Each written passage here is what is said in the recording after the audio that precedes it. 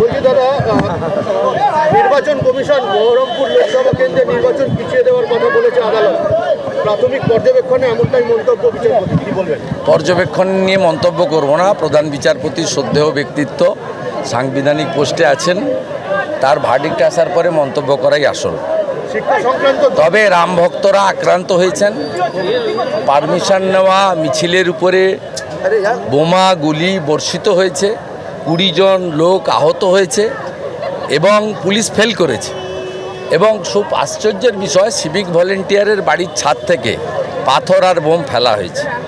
আর মমতা ব্যানার্জি উল্টে রামনবমী পালনকারীদেরকে দাঙ্গাবাজ বলেছেন। এটা আনফর্চুনেট যে রাজ্যের মুখ্যমন্ত্রী এই ভাষায় রামনবমীর মতো খুশির দিন, উৎসবের দিন তিনি দাঙ্গা ডে বলে অভিহিত করেছেন। শিক্ষা সংক্রান্ত দুর্নীতিতে গ্রেপ্তার হওয়া সরকারি আধিকারিক বিচার প্রক্রিয়া শুরু করার প্রয়োজনীয় অনুমতি দেওয়ার বিষয়ে মুখ্য সচিবকে হলফনামায় খুশি নন আদালত। আমি অবজারভেশনে বলি না, আবার বলছি, অর্ডার যখন ইস্যু হবে। এসএসসির যে রায়টা দেওয়া হয়েছে, এতে চাকরি প্রার্থীরা খুব দ্বন্দ্ব রয়েছে।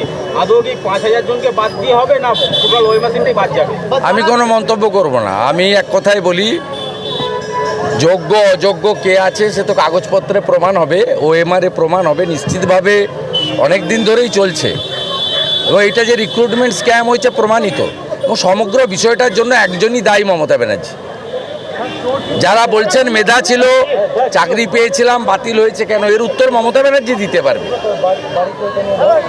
মমতা ব্যানার্জি দিতে পারবে।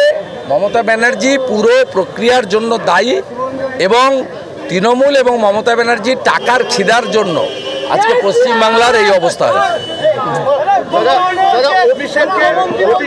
অভিষেককে ফোন করতে গিয়েছিল, বাড়ি পর্যন্ত রেকি করেছে। বীরভূমের প্রচারে গিয়ে বিস্ফোরক মমতা ব্যানার্জির ওপর রাগ থাকলে তাকে মেরে দিয়ে নাম না করে আপনাকেই কটাক্ষ করা হচ্ছে। আপনি জানলেন কি করে নাম না করে আমাকে কটাক্ষ করেছেন?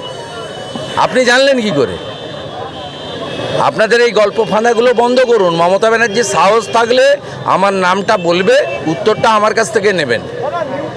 আর ওর বাড়ির কারোর দিকে রাস্তার নেড়ি কুত্তা তাকায় না।